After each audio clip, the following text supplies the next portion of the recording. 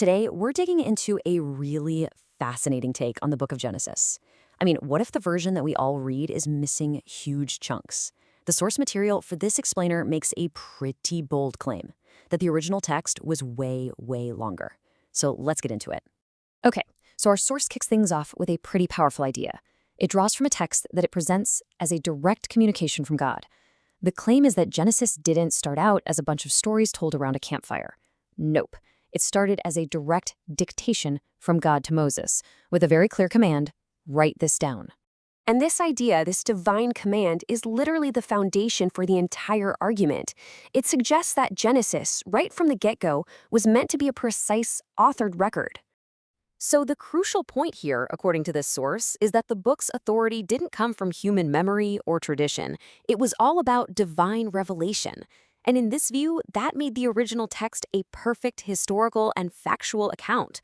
Pretty straightforward, right?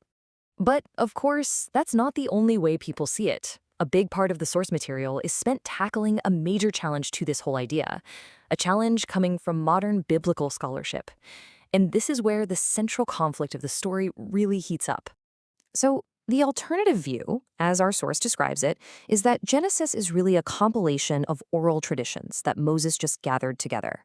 The source argues that this perspective basically demotes the text, turning it into what it calls superstitious hearsay.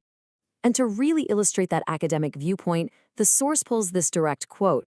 You have a professor suggesting that if you're looking for scientific or historical accuracy, well, you should probably look somewhere else. He's basically putting Genesis on the same level as legends from other ancient cultures. And this just lays it out perfectly, doesn't it?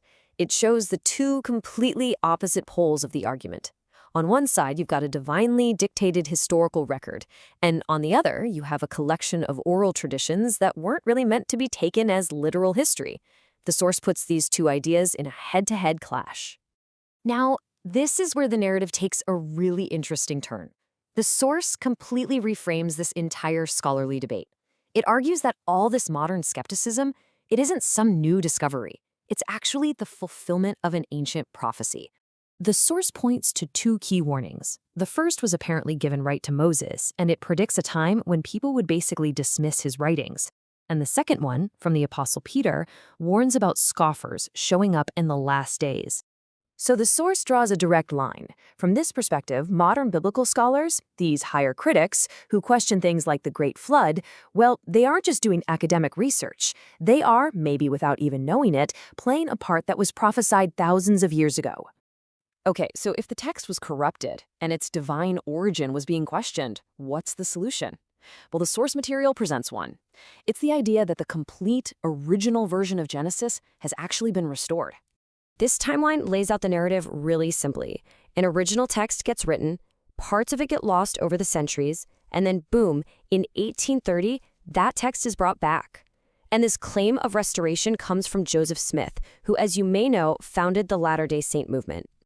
Now, it's really important we're clear on what restored text means here. This isn't just some new translation. It's being presented as the actual recovery of lost and missing sections of Genesis, making the book whole again. And that, of course, brings us to the big question. If parts of Genesis were missing, just how much are we talking about? This is where the source drops some pretty startling numbers. So let's just ask the question straight up, because the answer the source gives is really the climax of its entire argument. How big is the gap between the Genesis that's in the Bible and this so-called restored version? And wow, this chart just says it all. For just the first 6 chapters, the version of Genesis in the Bible has 151 verses. The restored version, covering that same exact period, has 314. That's more than double the length. It's huge. The source crunches the numbers for us, and the conclusion it comes to is that 52% of the original text of early Genesis had just been lost from the version we have in the Bible today. More than half the story was just gone. And it doesn't even stop there. The source also speculates that, hey, if there was another introductory chapter explaining how Moses got this revelation in the first place, the total amount of missing text could be as high as 65%. And that really just leaves us with a final thought to chew on. Whether you accept the source's claim or not, the idea itself is kind of mind-blowing. What does it mean for history, for faith, for our whole understanding of the past, when a foundational text isn't just reinterpreted, but potentially doubled in size? That's a question worth thinking about.